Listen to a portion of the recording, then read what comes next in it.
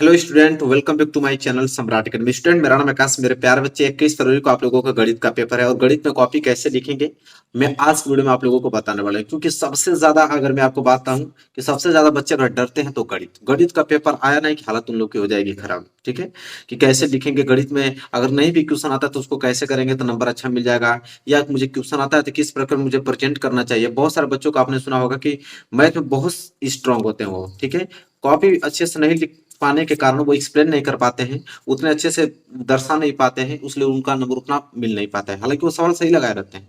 ठीक है, तो मैं आज की वीडियो में पूरा फुल डिटेल में आप लोगों को बताने वाला हूँ कि देखिए, मेरे पास ये बोर्ड एग्जाम की कॉपी है और ये OMR शीट भी है।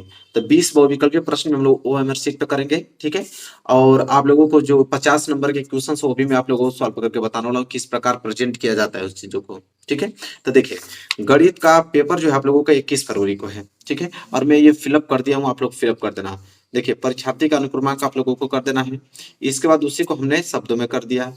विषय आपको गणित डालना है।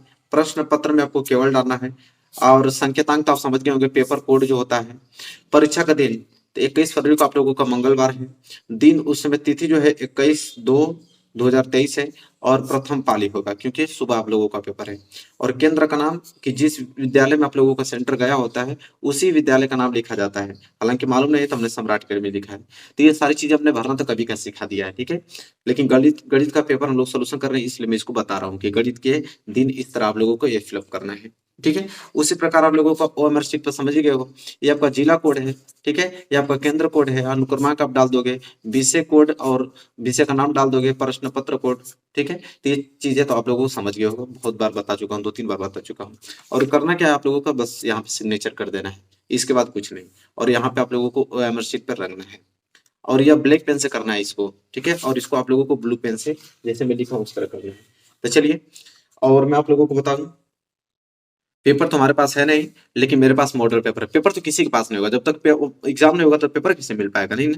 लेकिन 2023 का मॉडल पेपर है, सेम इसी के पैटर्न पे आप लोगों का आने वाला है। ठीक है, तो इस मॉडल पेपर का मैं सोल्यूशन करके आप लोगों को बोर्ड एग्जाम की कॉपी बताऊंगा कि कैसे किया जाता है। ठीक है, सब कुछ डिटेल में।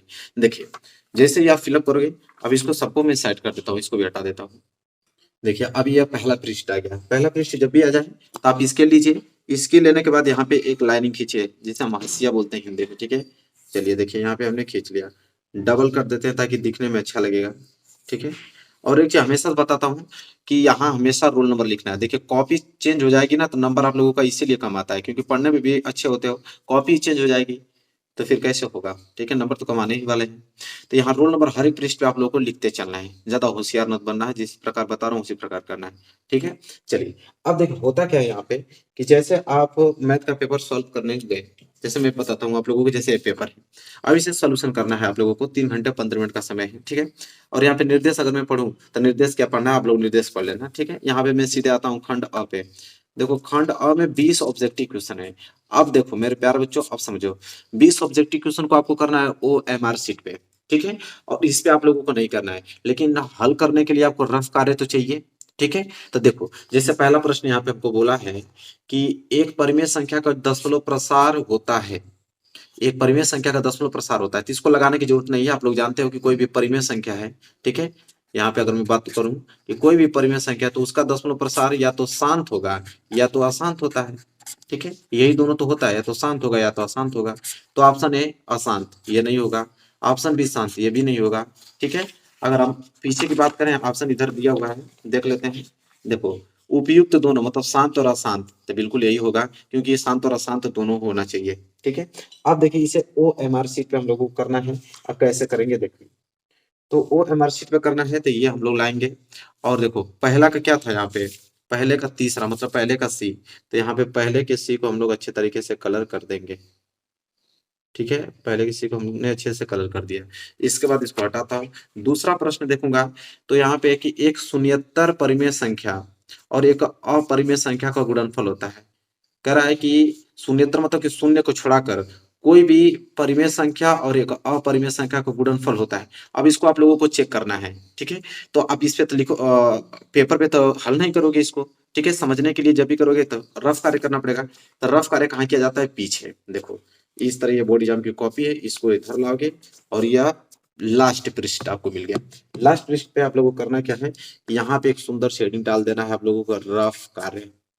ठीक है, रफ कार्य आप लोगों को हेडिंग डाल देना है, और रफ कार्य हेडिंग डाल के यहाँ पे आप रफ कार्य कर सकते हो। जैसे बोला है यहाँ पे हमको कि एक शून्येतर परिमेय संख्या और एक अपरिमेय संख्या का गुणनफल होता है। तो देखो, कोई एक परिमेय संख्या मान लेते हैं 5 और एक अपरिमेय संख्या मान लेते हैं करड़ी में 3। जब इसका गुणनफल करेंगे तो आएगा 5 करड़ी में 3, और 5 करड़ी में 3 क्या होता है, अपरिमेय संख्या। मतलब एक चीज फिक्स है कि कोई एक परिमेय संख्या है और एक आपका अपरिमेय संख्या है, अगर दोनों का अगर गुणनफल कराया जाए तो ऑलरेडी हमेशा आपको अपरिमेय संख्या देखने को ही मिलेगा, अपरिमेय संख्या। ठीक है, अब देखो तो इसका हम लोग देखेंगे, तो ऑप्शन है सदैव अपरिमेय संख्या कि सदैव परिमेय संख्या के परिमेय या अपरिमेय संख्या एक।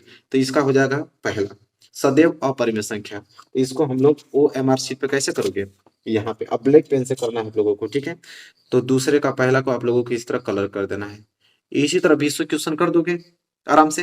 चलो, अब देखो 20 क्वेश्चन का आप लोगों को सोल्यूशन चाहिए, अभी मैं बताता हूँ। देखो 20 क्वेश्चन का मैं सोल्यूशन आप लोगों को जल्दी जल्दी से दिखा देता हूँ, आप लोग स्क्रीनशॉट ले लो तुरंत, ताकि 20 ऑब्जेक्टिव क्वेश्चन क्लियर हो पाए। देखो अब मैं दिखाता हूँ, नोट करो। देखो प्रश्न उत्तर संख्या पहला उपयुक्त तो दोनों होगा, मतलब पहले का तीसरा। दूसरा देखो प्रश्न उत्तर संख्या दूसरा, दूसरा का पहला होगा सदैव अपरिमेय संख्या, नोट कर लो, स्क्रीनशॉट ले लो। प्रश्न उत्तर संख्या तीसरा का होगा दूसरा 0 और 4, और उसका हल देखो, मैंने हल भी किया है इसको कि किस प्रकार 0 4 आया है। ठीक है, इसी प्रकार अगर हम आगे बात करें और दूसरे पृष्ठ में हम लोग चलेंगे, देखो पूरा दिखा देता हूँ आप लोगों को। चलो देखो प्रश्न उत्तर संख्या चौथा, प्रश्न उत्तर चौथा का आपका दूसरा 13 होगा। ठीक है, इसी तरह प्रश्न उत्तर संख्या पांचवा, पांचवा का तीसरा होगा -10 करने और -10/3, और इसका हल देख लो कैसे हल हमने किया है, और यहाँ पे -10/3 आया भी है। बहुविकल्पीय प्रश्न देखो आप लोगों को रफ पे नहीं, इस पे फेयर पे नहीं करना है। बहुविकल्पीय प्रश्न आप लोगों को कॉपी पे नहीं करना, उसको आप लोगों को ओ एम आर शीट पे करना है, लेकिन रफ कार्य तो करोगे ही करोगे। तो उसको कैसे लगाओगे, तो देखो मैं पूरा सोल्यूशन बता दिया हूँ, स्क्रीनशॉट ले लो ताकि आपको मालूम चल पाए कि हाँ -10/3 कैसे आया है। ठीक है, चलो तो प्रश्न पांचवा तक आपने नोट कर लिया। चलिए आगे अगर हम बात करेंगे तो देखो प्रश्न नंबर 6 का स्क्रीनशॉट लो। प्रश्न उत्तर 6 का होगा पहला ए और बी दोनों सही हैं, और उसका देखो कथन में दिया था, कथन एक भी सही है, कथन दूसरा भी सही है। ठीक है, ये पेपर आप लोगों के पास मॉडल पेपर होगा ना, यहाँ से मिला लेना क्वेश्चन, उसी का सोल्यूशन बता रहा हूँ 20 क्वेश्चन का। इसके बाद आगे 50 नंबर वाले हम प्रश्न खुद से हल करके आप लोगों को बताएंगे। ठीक है, चलिए तो प्रश्न 6 तक हो गया, आपने स्क्रीनशॉट ले लिया ना, स्क्रीनशॉट लेते रहिएगा मेरे प्यारे बच्चों। ठीक है, देखो अब प्रश्न सातवां देखो, प्रश्न सातवां का तीसरा होगा करड़ी में 34।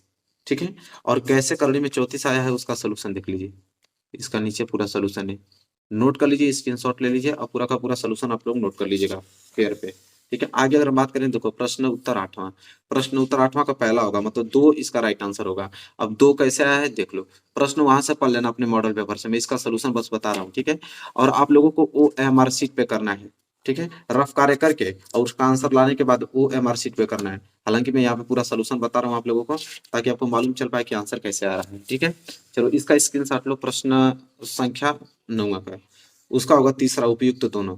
फिर प्रश्न उत्तर संख्या 10वां का स्क्रीनशॉट ले लो, इसका होगा पहला 2.5 सेंटीमीटर, और 2.5 सेंटीमीटर कैसे आया है, तो यहाँ पे देख सकते हो पूरा हमने अच्छे तरीके से, इसी तरह बोर्ड एग्जाम में कॉपी लिखी जाती है। ठीक है, हालांकि ये तो ऑब्जेक्टिव क्वेश्चन है ना, अब ये 50 नंबर वाला लिखित में खुद से हल करके आपको बताऊंगा कि किस प्रकार लिखते हैं, किस प्रकार प्रेजेंट करते हैं। ठीक है, बाकी आप पहले स्क्रीनशॉट ले लो इन प्रश्नों को, बहुविकल्पीय प्रश्नों का। देखो प्रश्न उत्तर संख्या 11 का दूसरा होगा 10 सेंटीमीटर सही इसका आंसर। अब 10 सेंटीमीटर कैसे आया है, तो यहाँ से आप इसको स्क्रीनशॉट ले लो, जब क्वेश्चन पढ़ोगे इसे हल करोगे एक बार ना, जिस प्रकार में किया होता तुरंत समझ जाओगे कि हाँ 10 कैसे आया है। आगे अगर हम बात करें तो प्रश्न 11 भी आपने स्क्रीनशॉट ले लिया ना। चलिए 11 के बाद आएगा प्रश्न नंबर 12, मैं दिखाता हूँ आप लोगों को, पूरी कॉपी लिख के लेके आया हूँ। देखो प्रश्न उत्तर संख्या 12, प्रश्न उत्तर संख्या 12 का स्क्रीनशॉट लो। चलो हो गया, इसी तरह देखिए प्रश्न उत्तर संख्या 12 का चौथा होगा 16 संबंध 81 कैसे आया है देख लो। इसी तरह प्रश्न उत्तर संख्या 13 देख लो, प्रश्न उत्तर संख्या 13 का तीसरा होगा 1/2। अब 1/2 कैसे आया है, तो देखो ये इसका हल है। अब यहाँ तक हल नहीं समाप्त हुआ, मतलब इस पृष्ठ पे भी आया है यहाँ 1/2। ठीक है, स्क्रीनशॉट लेते रहना, बहुत सिंपल सारे क्वेश्चन से समझ जाओगे जिस प्रकार लगाओगे। तो आगे अगर हम बात करें तो देखो प्रश्न उत्तर संख्या 14, प्रश्न उत्तर संख्या 14 का तीसरा और दूसरा होगा, एक आंसर होगा, एक कैसा है देख लो इसका सोल्यूशन। ठीक है, आगे हम बात करें प्रश्न उत्तर संख्या 15, 15 का दूसरा होगा ठीक है, 14 संबंधी 11, 14 संबंधी 11 कैसे आया, बहुत इंपॉर्टेंट क्वेश्चन है। पहले यहाँ तक नोट कर लो, इसके बाद इस पृष्ठ पे आओ और वृत्त का क्षेत्रफल वर्ग के क्षेत्रफल के बराबर है, उसका अनुपात पूछा है, तो 14 संबंधी 11 हुआ। ठीक है, नोट कर लो। चलिए आगे अगर हम बात करें तो अगला देख लो, यहाँ पे प्रश्न 16वां। देखो प्रश्न 16वां का होगा दूसरा, 16 संबंधी 9 होगा। ठीक है, अब हल कैसे होगा देख लो, यहाँ से यह हल है। ठीक है, पृष्ठीय क्षेत्रफल का अनुपात पूछा है, तो 16 संबंधी 9 देखो हमने ला दिया है। ठीक है, आगे अगर हम बात करें, स्क्रीनशॉट ले लो, प्रश्न उत्तर संख्या 17 का। देखो 17 का हो जाएगा आपका चौथा राइट आंसर, पांचवा। ठीक है, 5। अब समांतर माध्य पूछा था, देखो समांतर माध्य 5 आ गया है। ठीक है, इसी प्रकार प्रश्न उत्तर संख्या 18 का होगा पहला तोरण।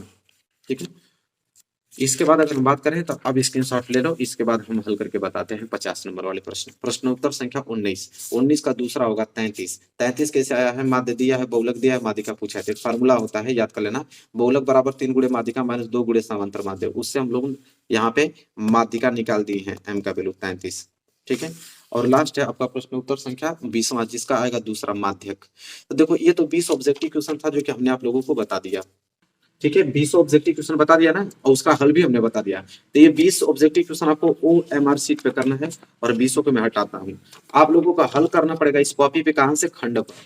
ठीक है, खंड ब आप लोगों को हल करना पड़ेगा, यहाँ से देखो खंड ब, 50 नंबर के प्रश्न है, यहाँ से आप लोगों को हल करना पड़ेगा। ठीक है, मैं एक दो दो प्रश्न सबका बता देता हूँ। जैसे पहला प्रश्न यहाँ पे पहले का क, जो कि 2 नंबर के लिए प्रश्न है। ठीक है, पूछा है यहाँ पे कि दो क्रमागत धनात्मक पूर्णांकों का जो गुणनफल है 2 से विभाज्य है, यह कथन सत्य है या असत्य, कारण बताइए। ठीक है, और इसे हमें कॉपी पे लिखना है। कैसे लिखोगे देखिए, बोर्ड एग्जाम में कॉपी लिखने का क्या तरीका होता है, मैथ का कैसे लिखते हैं, मैं सब कुछ आप लोगों को बताने वाला हूँ। कैसे लिखेंगे देखो, देखिए सबसे पहले आप खंड ब यहाँ पे मेन हेडिंग डालोगे, क्योंकि आप खंड ब ही करना होता है। ठीक है, तो यहाँ पे लिखोगे खंड ब। ठीक है, देखो इसी प्रकार मैथ की कॉपी लिखा जाता है, पूरा देख लो अच्छे से। खंड ब आपने हेडिंग डाल दिया। ठीक है, फिर प्रश्न उत्तर आप पहले का क कर रहे हो, तो यहाँ पे हेडिंग डालोगे कि प्रश्न उत्तर संख्या, प्रश्न उत्तर संख्या, यह बहुत जरूरी होता है, ये नहीं कि उल्टा डाल दें तो कॉपी चेक नहीं होगी। प्रश्न उत्तर संख्या पहले का आप क कर रहे हो ना, तो पहले का आप क इस तरह लिखोगे। ठीक है, हो गया। इसके बाद आप स्केल की सहायता से अंडरलाइन कर दो नीचे। ठीक है, स्केल ले लेना, फिर इसके नीचे आपको अंडरलाइन कर लेना है। ठीक है, आप देखो क्वेश्चन को हल करना है, तो यहाँ पे आपको हल लिखना पड़ेगा, एक लाइन नीचे छोड़ देना, तब जाके यहाँ से हल स्टार्ट करना।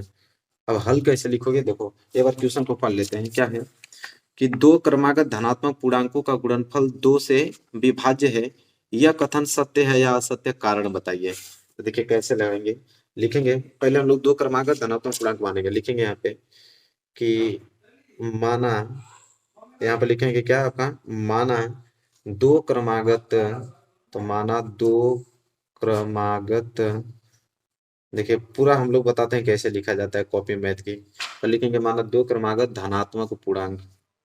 ठीक है, ये नहीं कि डायरेक्ट हम लोग धनात्मक पूर्णांक मान के संख्या लिख देना, पहले आपको लिखना पड़ेगा यह कि माना दो क्रमागत धनात्मक पूर्णांक संख्या,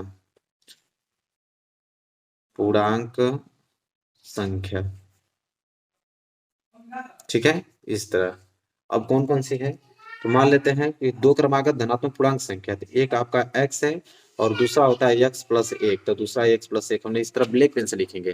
ठीक है, इसके बाद अगर हम एग्जाम्पल के तौर पे मान लेते हैं, यहाँ पे एग्जाम्पल के तौर पे हम यहाँ पे x बराबर अगर हम 1 ले लेते हैं, x बराबर 1, देखिए इस तरह कोष्टक में कर दिया जाता है, तो x की जगह अगर हम यहाँ पे 1 रखेंगे तो 1, यह हो जाएगा आपका 1 और प्लस 1, तो पहली आपकी संख्या 1 हो गई, और 1 1 2, दूसरी क्रमागत धनात्मक पूर्णांक क्या हो गया 2। अब इसमें बोला है आप लोगों का प्रश्नानुसार, अब यहाँ पे लिखेंगे प्रश्नानुसार। ठीक है, प्रश्नानुसार, प्रश्नानुसार। अब सवाल क्या था देखिए, अभी समझ में आ जाएगा आप लोगों को। सवाल यह था कि दो क्रमागत धनात्मक पूर्णांकों का गुणनफल 2 से विभाज्य है, तो देखिए दो क्रमागत धनात्मक पूर्णांक, एक तो 1 आ गया, एक 2, इसका गुणनफल 2 से विभाज्य है, तो इसका हम लोग गुणनफल करेंगे, मतलब कि 1 गुणे 2, इसका हमने गुणनफल किया। इसका गुणनफल क्या है, 2 से भाज्य है, ये पूछा है कि सत्य या असत्य। तो 2 से बिल्कुल भाज्य है, देखो 2 से 2 कैंसिल हो जा रहा है, बिल्कुल भाज्य है। तो इसको कैसे लिखोगे, तो लिखोगे यहाँ पे कि अतः, देखो ऐसे लिखा जाता है बोर्ड एग्जाम में कॉपी, अतः यह 2 से भाज्य है। क्या लिखोगे, अतः यह 2 से भाज्य है, ऐसे लिखोगे, अतः यह 2 से भाज्य है। इसके बाद फिर हम बताता हूँ आप लोगों को, 2 से भाज्य है, इसलिए, फिर लिखोगे इसलिए यह कथन सत्य है, इसलिए यह कथन सत्य है। इस प्रकार पहला क्वेश्चन हम लोग क्या करेंगे, सॉल्व करेंगे। ठीक है, देखो बोर्ड एग्जाम में कॉपी ऐसे सॉल्व की जाती है, तो बिल्कुल क्लीन और फ्रेश। एग्जाम में कोई भी आपको कॉपी अगर इस तरह देखेगा पहले क्वेश्चन को और 2 नंबर का है, तो बिल्कुल आप लोगों को चेक करेगा और तुरंत 2 नंबर दे देगा। ठीक है, तो कॉपी ऐसे लिखी जाती है।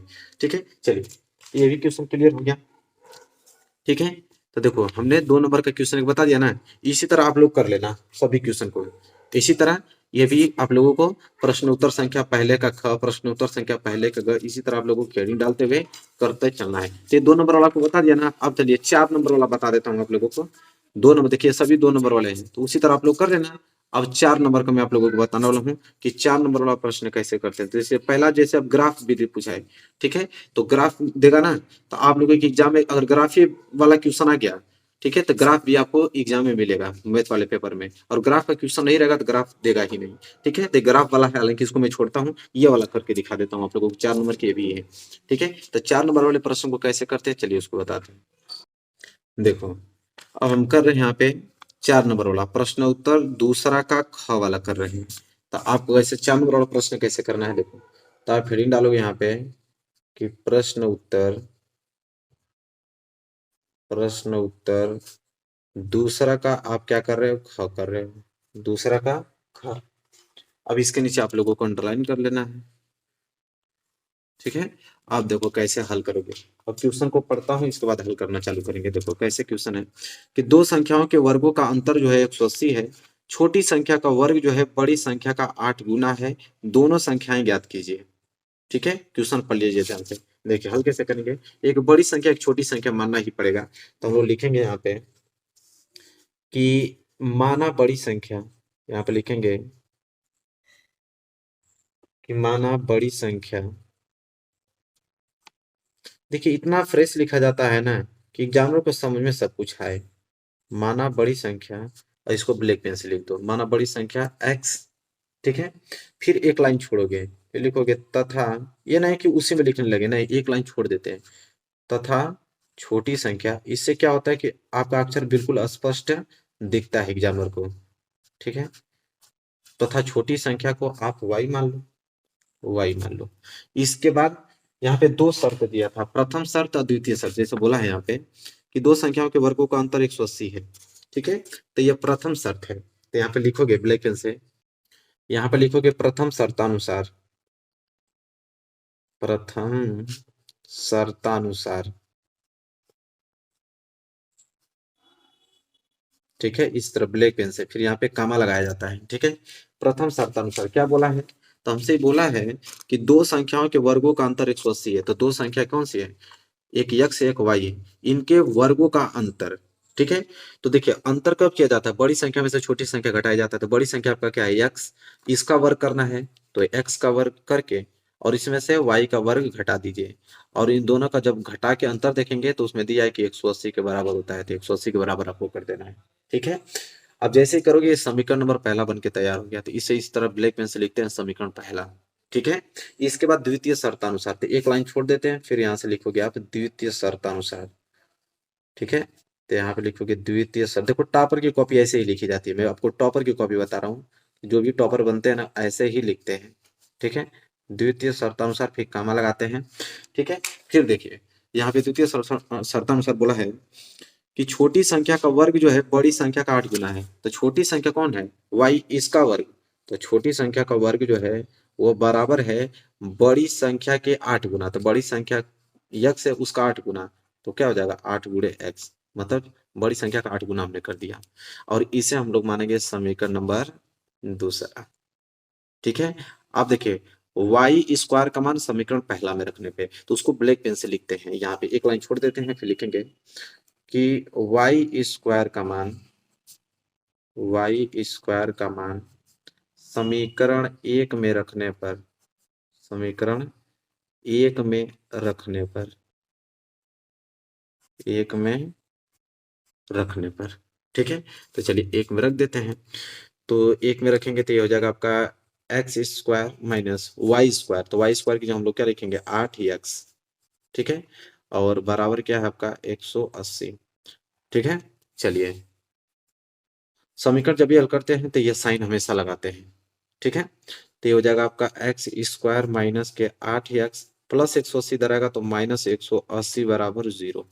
तो देखो यहाँ पे एक्स स्क्वायर गुणा के 1 है, तो 180 को गुणा 1 में करोगे तो 180 आएगा। तो फैक्टर क्या होगा, ऐसे दो संख्या लो कि गुणा करने पे 180 आए, जोड़ने या घटाने पे 8 आए। तो 18 दाम में 80 बन गया। लिखोगे एक्स स्क्वायर माइनस के 18x और प्लस के 10x और माइनस के 180 बराबर 0। क्योंकि 18 में से 10 घटाओगे तो -8 भी आ जाएगा, और 18 में 10 को गुणा करोगे तो -180 भी आ जाएगा, ठीक है। तो अब देखो करोगे क्या, यहाँ से आपको पेयर बना लेते, एक पेयर यहाँ से एक पेयर यहाँ से। तो यहाँ से तो x कॉमन होगा, तो हो जाएगा आपका x माइनस के 18 और प्लस यहाँ से आपका 10 कॉमन होगा, तो हो जाएगा x माइनस के 10 का भाग 180 में दोगे तो 18 बढ़ जाएगा बराबर के 0, ठीक है। तो यहाँ से एक कोष्टक में देखो x माइनस 18 इसमें भी, x माइनस 18 भी इसमें भी, तो कॉमन हो जाएगा। तो x माइनस 18 एक कोष्टक में और एक कोष्टक में x प्लस के 10 बराबर के 0, ठीक है। अब देखिए यहाँ पे जगह मिल रहा है ना, तो यहाँ पे लिख देते हैं, ठीक है। जगह अगर मिल रहा है तो यहाँ से आप लोग स्केल द्वारा इस लाइन खींचकर और यहाँ पे लिख सकते हो, नहीं कि पीएच चेंज कर ले, नहीं। अगर जगह मिल रहा है तो हल कर सकते हो। तो एक बार लिखोगे x माइनस 18 बराबर 0, ठीक है। फिर कामा लगाओगे, एक बार लिखोगे x प्लस 10 बराबर 0। तो ये हो जाएगा x बराबर -18 उधर जाएगा तो +18, हो जाएगा x बराबर माइनस प्लस 10 उधर जाएगा तो -10। तो ये तो आप लोगों का अमान्य होगा, क्योंकि माइनस में तो आंसर होता ही नहीं है, क्योंकि यहाँ पे रखोगे तो तुरंत आंसर गलत हो जाएगा, ठीक है। क्योंकि इसका वर्गमूल तो निकलेगा नहीं, इसलिए माइनस का आंसर नहीं होता, प्लस का। तो x बराबर 18, मतलब बड़ी संख्या तो मालूम चल गया, बड़ी संख्या को हमने x माना था ना, तो बड़ी संख्या तो हमको मालूम चल गया कि बड़ी संख्या बराबर क्या आ गया आपका 18।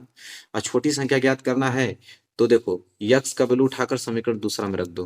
तो यहाँ पे लिखोगे कि x का मान, x का मान समीकरण, समीकरण दूसरा में रखने पर, देखो ऐसे लिखते हैं ना तब जाके आपको पूरा नंबर मिलता है, ठीक है मेरे प्यारे बच्चों। रखने पर समीकरण दूसरा क्या है, यह तो हो जाएगा वाई स्क्वायर बराबर 8 गुणे एक्स का वैल्यू कितना है जी 18, ठीक है। तो वाई स्क्वायर बराबर 18, 8 कितना होता है 144। तो यहाँ से वाई निकालूंगा तो ये हो जाएगा करड़ी में 144। तो वाई बराबर क्या आ जाएगा यहाँ पे 12। और जब भी आंसर आ जाता है ना तो 12 है तो उसको हम लोग कोष्टक में कर देते हैं, ठीक है। तो यह हो गया आंसर। ये कौन सी संख्या है, तो यहाँ पे बगल में लिख देना कि ये छोटी संख्या हमको मिल गई है, छोटी संख्या। इस तरह जब इस तरह करोगे ना तब जाके आप लोगों का पूरा 4 नंबर का अगर प्रश्न है ना, तो एग्जामिनर जब कॉपी आपका चेक करेगा तो बिल्कुल जब इतना उसको स्पष्ट दिखेगा तो तुरंत एक नजर में ही आप लोगों को तुरंत 4 नंबर आप लोगों को दे देगा। तो कॉपी ऐसे लिखी जाती है। अब क्लियर हुआ ना कैसे लिखी जाती है, इसी तरह आप लोगों को लिखना है। और रफ कार्य देखिए, जब रफ कार्य कर लेते हैं, एक चीज और बताता हूँ, कोई जरूरी नहीं कि एक ही पृष्ठ में रफ कार्य करो, नहीं। अगर ये पूरा भर जा रहा है और सवाल लगाना है तो इधर रफ कार्य कर लो, ठीक है। बस हाँ, लास्ट में करना क्या कि जब जिसमें रफ कार्य कर रहे हो ना तो रफ कार्य लिखते जाना, और जब लास्ट में पेपर समाप्त होने वाला रहेगा तो उस रफ कार्य को ही काट देना इस तरह, ठीक है। ताकि एग्जाम्पल उस पर ध्यान नहीं जाएगा, कॉपी नहीं चेक करेगा एग्जाम्पल उसको। जैसे रफ कार्य तो इसको आपको लास्ट में काट देना है। बाकी जो आपका इधर सेफ जोन में है पूरा क्वेश्चन, वो उसी तरह हल करते चले जाना आराम से। ऐसे क्लीन लिखोगे ना तब जाके 95 नंबर 100 में, फिर 100 में 98 नंबर उन लोगों का मिलता है। इतना क्लीन लिखते हैं, इतना फ्रेश लिखते हैं, तब वो टॉपर कहलाते हैं, ठीक है। तो मैंने तरीका बता दिया है, फॉलो आप लोगों को करना है। आई होप आपको क्लियर हो गया होगा मेरे प्यारे बच्चों। वीडियो पसंद आए तो जरूर लाइक करना, चैनल पर नए तो चैनल को सब्सक्राइब करके बेल आइकन को प्रेस कर लेना। मिलेंगे एक प्यारे से नेक्स्ट वीडियो में, तब तक के लिए धन्यवाद।